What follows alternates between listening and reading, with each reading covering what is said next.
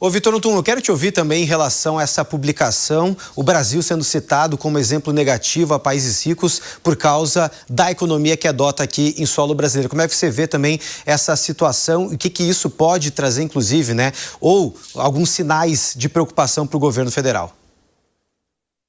É interessante o termo brasilificação, ele já roda há algum tempo na internet, né? Anglófona. E agora ele foi apropriado pela The Economist para trazer um novo significado.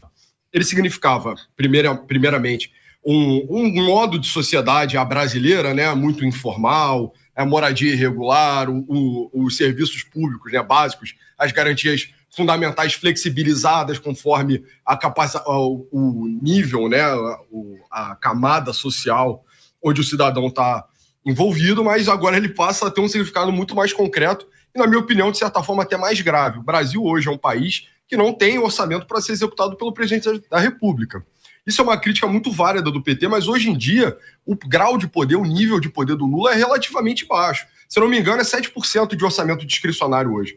Todo o poder de gasto do governo já é muito pressionado pela Previdência.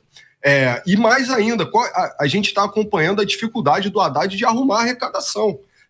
Não há. A carga tributária hoje brasileira já é brutal, é não competitiva diante dos seus pares no cenário internacional. Então, você, ao mesmo tempo que tem um país que não tem capacidade de investir, não tem capacidade de arrecadar, e você vê essa conta cada vez fechando. Trindade falou. E é verdade, 2027 está tudo apontado, né, para o Brasil ter uma grande crise de insolvência, incapacidade. Em termos estritos, seria uma falência do Brasil no ano de 2027. Então a gente vai passar pelas mesmas reformas dolorosas que a gente passou no governo do Michel Temer e você vê um descaso completo da classe política diante da temática.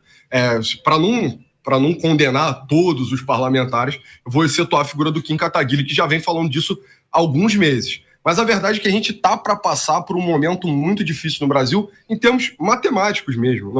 Não há muito o que ser feito. Eu não posso tirar daqui e botar ali. Orçamento muito pressionado, não há alternativa. Você não tem dinheiro para investir, para multiplicar os valores, né? Então eu não tenho dinheiro para construir uma estrada que vai aumentar o meu PIB em tanto.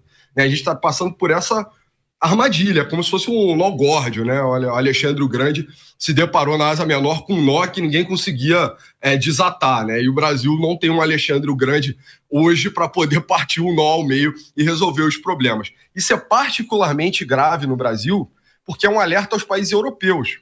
O país europeu, e aí, sem querer parecer presunçoso, mas é um país pronto.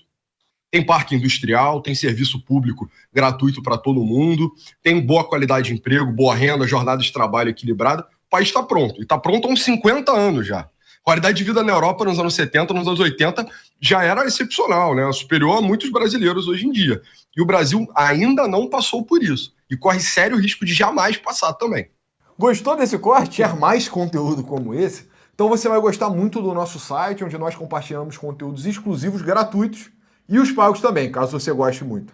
Então entra lá que não tem nenhuma barreira, não tem nenhuma propaganda, não tem nenhuma taxa do YouTube que você vai gostar muito do conteúdo. Nos vemos lá. Valeu! Valeu!